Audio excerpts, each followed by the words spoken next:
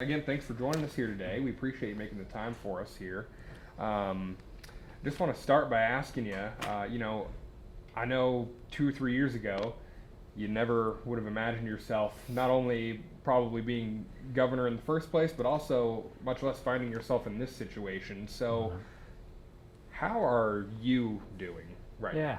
You know what? Good. You know what? Good. It's been a rough 60 days to say the least. For me and the First Lady both. To going through this, and again, we never dreamed about becoming the governor the way we did with all the circumstances fell in place, and then you had drought, you had floods, you had all these things that occurred across the state, and then all of a sudden, you get a virus that we've never seen before, and how it affected the economy, and how it affected us. But every day I got up, I went to work, trying to figure out what was the thing I needed to do every day, and more importantly, how do you keep Missourians safe? And how do you still do your job? Because the one thing I did know, I had to go to work every day. It wasn't a choice. I got to stay at home, which nothing against people that got the opportunity to do that. But for me and my staff, about 30 some of them, we went to work every day, 7 days a week, because that's just was what the job required, and we did it. And looking back on it, was challenging. But I will also say too, now that I've had a chance maybe to catch your breath a little bit, there's been some remarkable things that happened in Missouri. And I couldn't be more proud of Missourians for taking the responsibility on themselves without government having to tell them everything to do. They really just took it upon themselves on the social distancing issue, knew who was at risk, who wasn't, how to take care of themselves. And that's when you're really proud of the people of your state, that you're the lucky guy to get to be governor because you get to be the governor of some of the best people in the United States.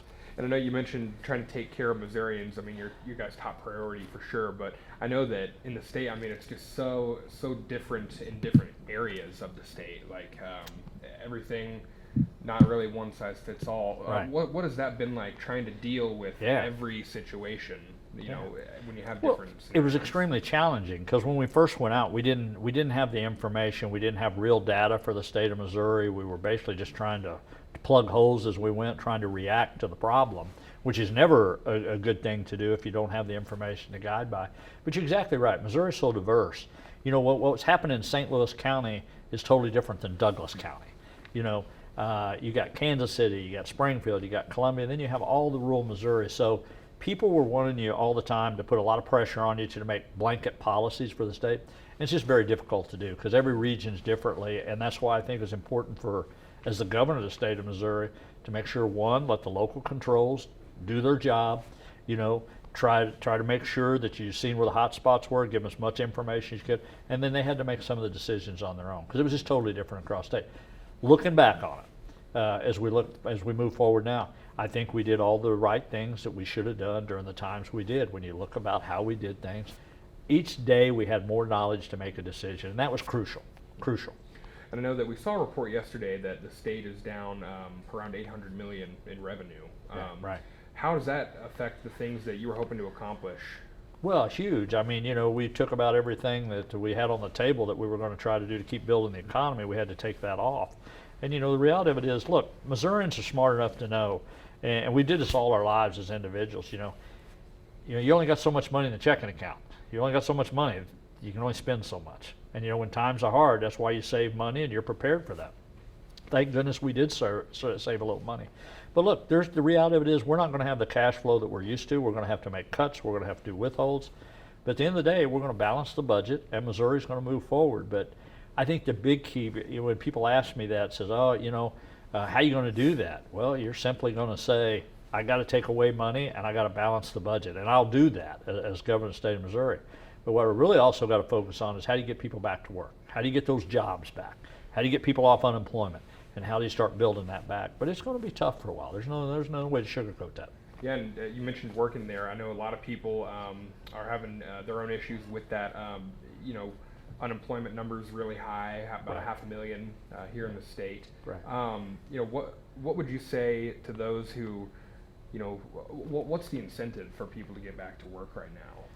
Well, I think the economy. I think people open their businesses back up and people going back to work. I think again, as Missourians as a whole understands, people's got to go back to work. Businesses have got to survive, and customers have got to come back out. So you got to prepare for all that. One, it's on the business responsibility to make sure people are going to feel safe when they come into your business. You got to make sure your employees feel safe to come back to work, and you got to start building from that. But look, you got to start somewhere. You just can't govern. President Truman, you just can't govern with fear. At some point, you got to be courageous enough to go out there and do multiple things. And we're at that point. We just can't not make decisions out of fear. We got to figure out what do we really have to do to get people back in the workforce, and that's exactly what we're doing every day.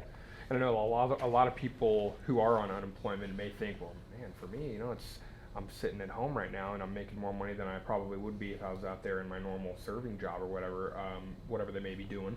Yeah. How do you convince people to get back out there? Well, that was a little difficult. I mean, it's one thing to try to help people out. We all want to help people out, but you never should give somebody incentive to stay home.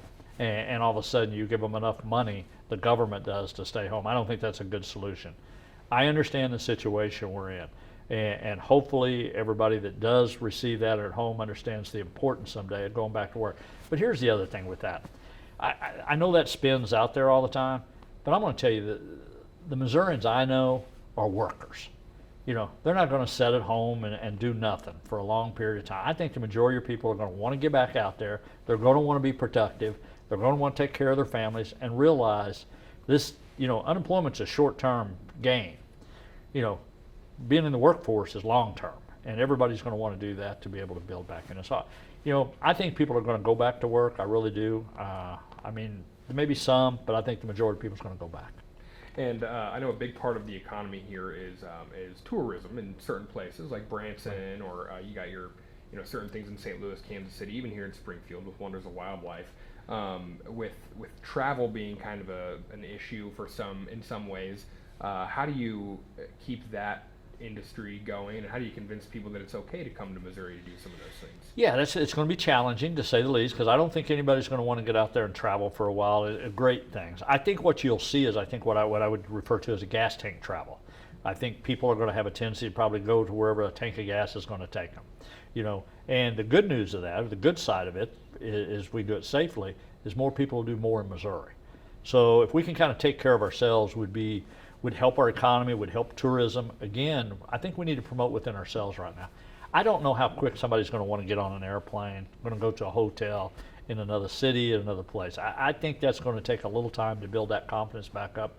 But I do, however, think if you want to go on a day trip with your family, out the outdoors, I would say, there's so many opportunities in Missouri to do that and do it safely, and probably the best place in the world you can be is to do it there. And looking ahead, it looks like we're kind of maybe starting to, things are starting to get a little bit better around the state, Right. as far as numbers go and things like that. I think a lot of people may have their eyes looking at fall, looking ahead, for a possible, resurgence of the virus. Right. How would the state handle that, and can our economy handle something like this happening again? Well, you don't want to go through another surge like we did, but I don't think we will either. Now that virus is still out there, so I don't want to sugarcoat that. I mean, it's still out there and we got to deal with it. But the reality of it is we're going to be much better at dealing with it by then too. We know kind of who the virus targets, we know what areas it targets, we know how to respond to it much better, we know how to do the contact tracing we did 60 days ago. All of those things we're going to be able to react to it at a much quicker pace. And with a lot smarter reaction, because we're going to know a lot more facts and details how to do it. So I think one, that we're going to be able to do that, and two, I really believe, just with so many people working on whether it's a vaccine, whether it's cures, I think by the end of the year you're going to see a lot of things that could really help with the virus to help protect us with that. But again, I think people are going to take it upon themselves to understand, if you're one of those people that's in a high risk area, then don't put yourself in high risk. If you're one of those people you feel safer at home, then stay at home. All of those things got to come into play. But I'm just telling you, Missourians, common sense people, hardworking people, they're going to figure it out. I got 3 or 4 more for you, and I want to end on asking you something about sports. But before we get there, I know this is a really interesting year. I know that this is going to be your first campaign for governor. Right. How has this entire saga here with the virus, how has that affected your plans for that? Well, you know what, it's had an effect on as far as the campaign trail. We've just shut it totally down. Matter of fact, we converted our campaign over to an information system on COVID-19 because I thought it was really more important to make sure people understood by all forms that we could to get them information out there and tell them how to do it. So the campaign's basically shut down.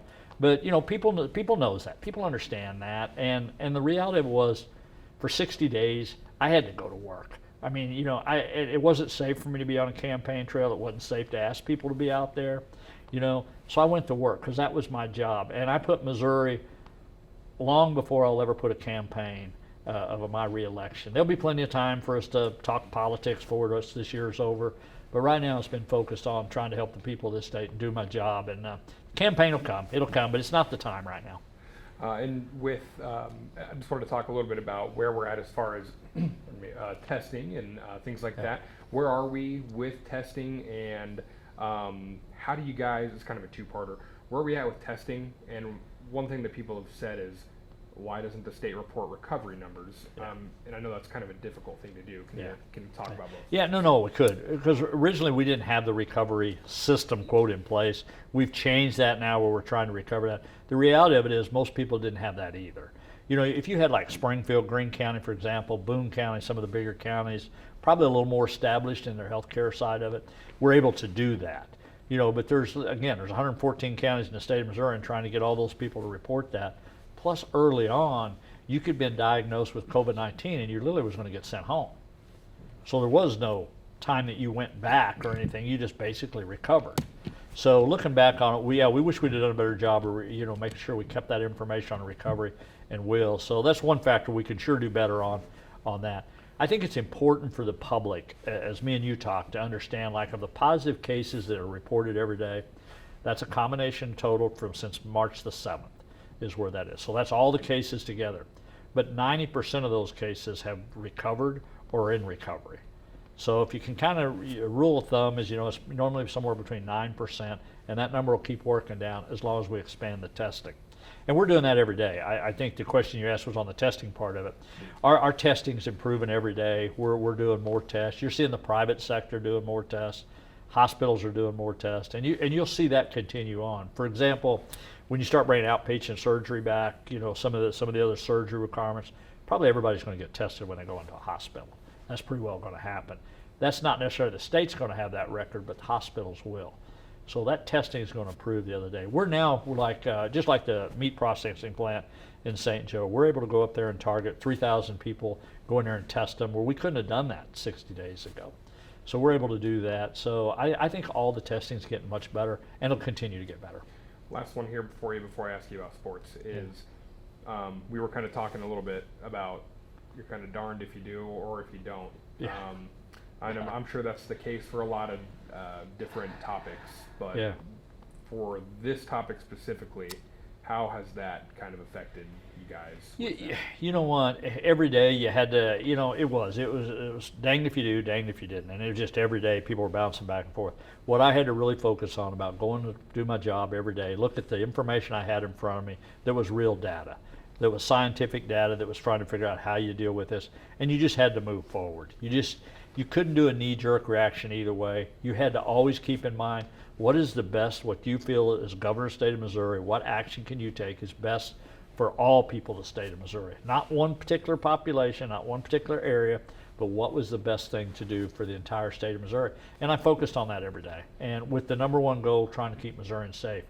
And I think when you look back on it now, we still got a ways to go. But when you compare our states to other states, you're going to see that we did a pretty good job here in the state of Missouri. But that credit, again, goes to the people of this state and everybody that was trying to do the right thing, which I don't think there was any doubt in this entire state. People wasn't trying to do the right thing. Had different opinions how to do it, but we were all trying to keep people safe. Anything you would have changed about anything you did, looking back on it? No, I think everything we did along the way, we did. The two things that I would say I'll be prepared for, this state will be much better next time, is make sure we're not dependent on other states or foreign countries. That was a mistake that we're looking back on now when it comes to PPE gear and supplies, so we do that. And the other thing is we should have had our own data system in place before this ever started. We were waiting on, and of course everybody was in the entire country, but you had all these models out there early on that were totally inaccurate and putting information, guesstimates I'd like to call them now.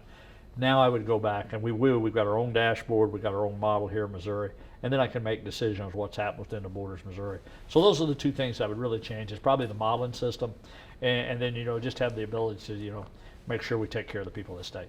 Last thing, sports here. Just want to get this in here. Yeah.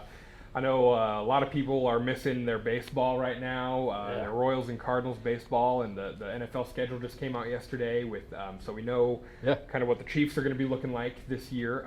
What can people expect on maybe when we'll see some sports happen? Will it have fans? How will that kind of work? Yeah, well, first of all, this maybe it's fun to talk about sports. It seems like we haven't even been able to talk about anything that's kind of enjoyable. But look, Missouri is such a sports state. You know, we've been in contact with the NHL, the NFL, Major League Baseball, all the main organizations, seeing how we're going to move forward in the state. I think you will see professional sports before the year's over. Now, I think it's going to be a slow start. I think you're going to see some baseball game with no fans, nobody in the stadiums. I think eventually you're going to see people back in the stadiums. I really do. Now, there may be some sort of social distancing take part, but you're going to see people back. But, you know, I mean, not even just the professional leagues, though. I mean, you know, you got little leagues all over. You got soccer. You know, families have got to do something. We're active in this state, so a lot of kids are out there. And it's much better than be out there on a ball field or on a soccer field or playing family games than it is getting in trouble somewhere. So, again, you got to do a balancing act like that. But, you know, look, sports is live and well in Missouri. I think we're all anxious for things to happen. We just got to do it safely and make sure we're taking precautions. But we will. But sports, I think you'll see sports out there this summer. I'm hoping we will. I'm hoping we see professional baseball, professional football. You know, I mean, we got the St. Louis Blues. It's got, you know, they got to defend their championship, so they got to win again. Chiefs, you know, which I'm a little partial to the Chiefs, to say the least. You know, I want them to win another Super Bowl while I'm governor. So a lot of things in the works here after this. All right, I think that's all I had. Is there anything that I didn't ask you that you wanted to make sure that people knew that's important that I might not have brought up? You know, two things. I think or just let me just say this. You know, when all of this was going on, you know, as governor of the state of Missouri, you're the governor. You get that title and everything. But I think some of the things that the First Lady's here today that we went through as a family, like other families went through. I know my father-in-law had a heart attack during this whole time that the majority of people wouldn't know, but actually has to go to the hospital to have stents put in. I got a daughter that's a teacher, you know, calling me on the phone saying, Dad, what are we going to do about school? I got a granddaughter that's graduating this year saying, hey, Gramps, what are you going to do about graduation? You know, it's like you're thinking, you know, all those normal things in real life's going on too. Every day you're trying to be a governor, but you're trying to be a husband and a father and a grandparent. So it was interesting to go through that. And for the First Lady, you know, one, we had to make sure we took all the precautions in the world to be safe because of the positions we were in, you know. So I got to go to work every day and go to work where she just had to stay and wait for 60 days. And that's a long period of time for all of us to be there. But anyhow, there was that personal side of it I think we went through that, you know, you don't normally know that or you normally don't talk about. I can now after it's all happened, but it's pretty tough when somebody goes in the hospital.